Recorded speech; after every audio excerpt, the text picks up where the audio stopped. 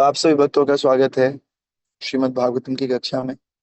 आज हम दूसरे स्कंद का पहला अध्याय और पहले अध्याय का 20वां श्लोक पढ़ रहे हैं, जो इस प्रकार से है। रजस्तमोभ्यामाक्षिप्तम विमूढ़म मन आत्मनः यक्षे उद्धारणया धीरो हन्ति या तत्कृतं मलम्।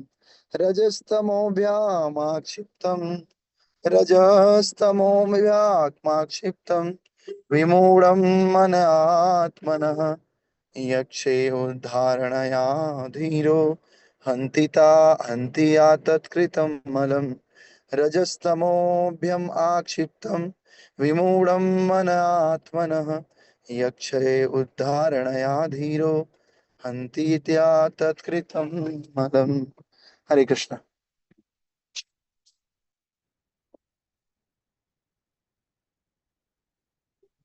हरे हरे कृष्ण। कृष्ण कोई प्रभुपाद। रजस्तमो भागमाक्षिप्तः विमूढमनात्मनः यच्छेद्वारणाधीरोः अन्तया तत्कृतं मलम्। हरि बोल। और कोई भक्त? हरे कृष्ण प्रभु जी। यस। रजस्तमोभ्रम विक्षिप्तम विमूढ़ं मन आत्मनः यच्छेद्वारणाधीरो अन्त्य तत्कृतं फलम्। हरे ओके। कृष्ण। यस, हरे कृष्ण। रजस्तोभ्यामाक्षिप्तं विमूढं मन आत्मनः यच्चोद्धारणया धीरो हन्ति यातत्कृतं मलम्। Okay, Hare Krishna. Thank you. तो आप सबका स्वागत है। हमने देखा था किस प्रकार से भगवान ने कहा, ये सुखदेव गोस्वामी ने कहा कि अगर आपको भगवान की प्राप्ति करनी है तो उसके लिए आपको अपने मन को स्थिर करना होगा और एक आसन में बैठ करके पवित्र भगवान नामों का जप करना होगा। इससे धीरे धीरे आपके अंदर की मलिनता खत्म होगी। और फिर कहा था हमें विष्णु के ऊपर ध्यान करना चाहिए, विष्णु के दिव्य अंगों के ऊपर ध्यान करना चाहिए। ऐसा ध्यान करने से, वो भी कहा बिना विचलित हुए में ध्यान करना है।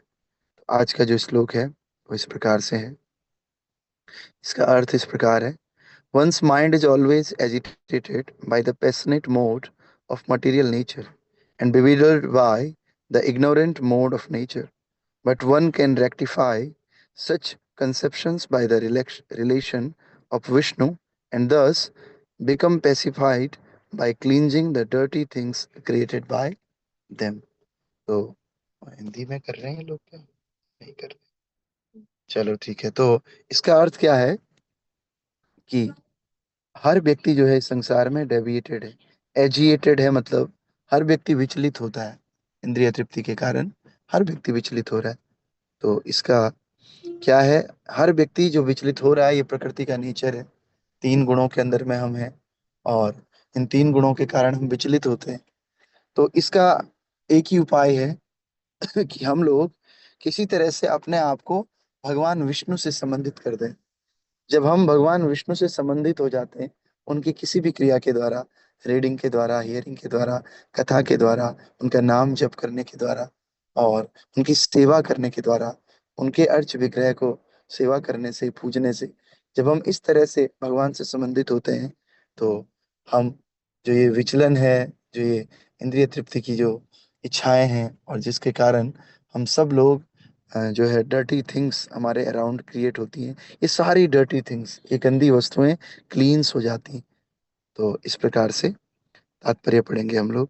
तात्पर्य बाई अर्चनीय वंदनीय प्रातः स्मरणीय जगत गुरु शिल प्रभुपाद जी द्वारा शिल प्रभुपाद की जय। तो जो व्यक्ति सामान्य तो रजोगुणी तथा तमोगुणी है, वे भगवान की भगवत प्राप्ति की दिव्य अवस्था में स्थित होने के लिए प्रामाणिक उम्मीदवार नहीं हो सकते।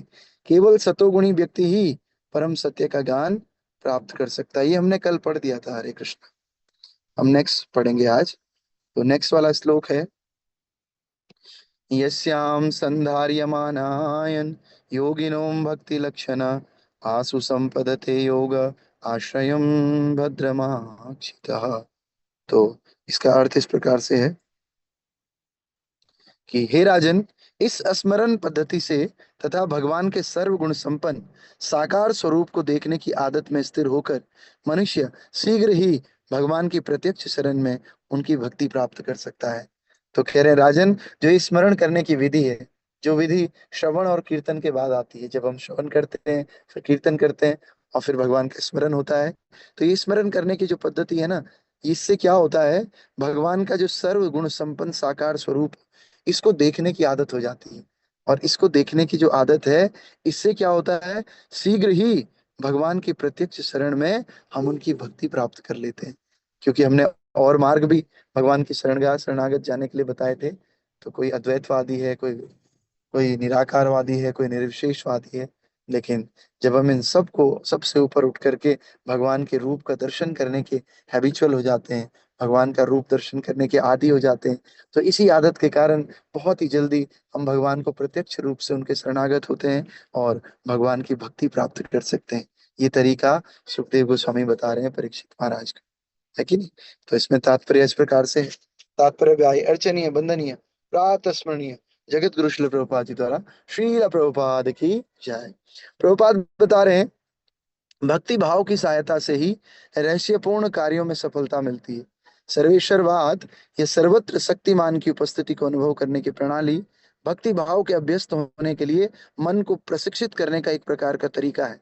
और रहस्यवादी की यह भक्ति भाव ही ऐसे रहस्यवादी प्रयासों का सफल समापन संभव बनाती है। तो हमने जैसे कल कहा था, सर्वेश्वरवाद क्या है? सर्वेश्वरवाद है हर चीज को भगवान से जोड़ना, हर जगह भगवान की उपस्थिति को महसूस करना और भगवान श्री कृष्ण के लिए ही हर काम करना। इसको बोलते हैं सर्वेश्वरवाद। कुछ छोड़ना नहीं है जिंदगी में, सब काम करने, लेकिन भगवान को ऐड करके, भगवान के साथ ये काम करने। तो इसको सर्वेश्वरवाद बोलते हैं।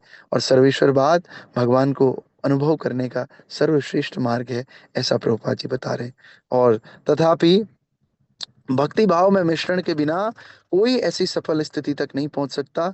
सर्वेश्वरवादी दृष्टि द्वारा निर्मित भक्तिमय वातावरण बाद के दिनों में भक्ति भाव में विकसित होता है और यही निराकारवादी के लिए एकमात्र लाभ है।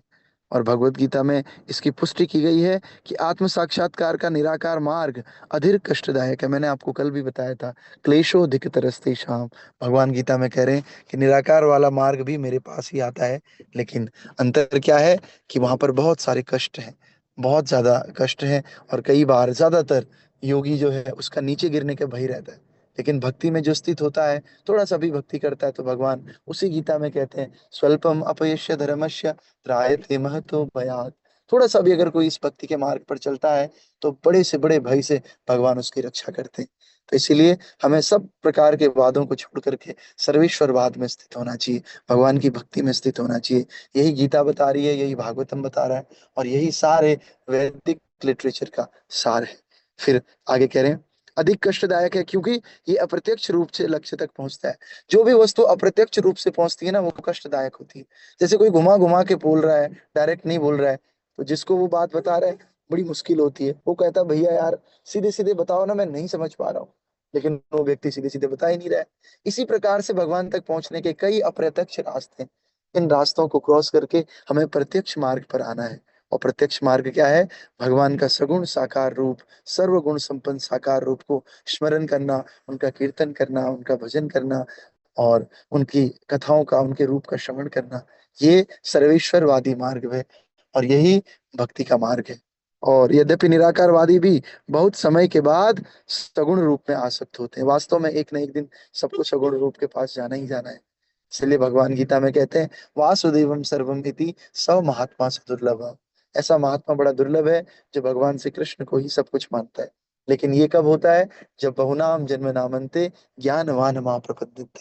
कई जन्मों के बाद जब योगी, निराकारवादी, निर्विशेषवादी, अद्वैतवादी, ये सब कई जन्मों तक जब भक्ति करते हैं, प्रैक्टिस करते हैं, तब जाकर के इन्हें पता चलता है कि अच्छा, भगवान श्री कृष्ण ही सब कुछ है। लेकिन प्रभुपाद जी की कृपा से, आचार्यों की कृपा से, चैतन्य महाप्रभु की कृपा से हम सबको ये बिना कई जन्मों की मेहनत के ही हमें पता है, प्रभुपाद जी की कृपा के कारण। तो इसलिए हमें इस सिद्धांत को लेना है और सारा सिद्धांत हमको क्लियर है श्रील प्रभुपाद के कारण। तो हमें बस इस भक्ति मार्ग में आगे बढ़ना है, खुद भी बढ़ना है, दूसरों को भी आगे बढ़ाना है और अपने इस मनुष्य जीवन को सफल बनाना है। ग्रंथराज श्रीमद् भागवत महापुराण की जय श्रील प्रभुपाद गुरु महाराज की, अनंत कोटि वैष्णव वृंद की, निताय गौर प्रेमानंदे, हरि हरि बोल। तो अभी कुछ समय 2-4 दिन हम लोग कभी ट्रेवल कर रहे हैं तो कैमरा हमारा ऑफ ही रहेगा शायद। कहीं पे अगर स्टेबल जगह हम क्लास करेंगे तो वहां पर कैमरा ऑन कर सकते हैं, बाकी जब ट्रेवलिंग कर रहे हैं तो कैमरा ऑफ ही रहेगा। आप लोग क्षमा कीजिएगा।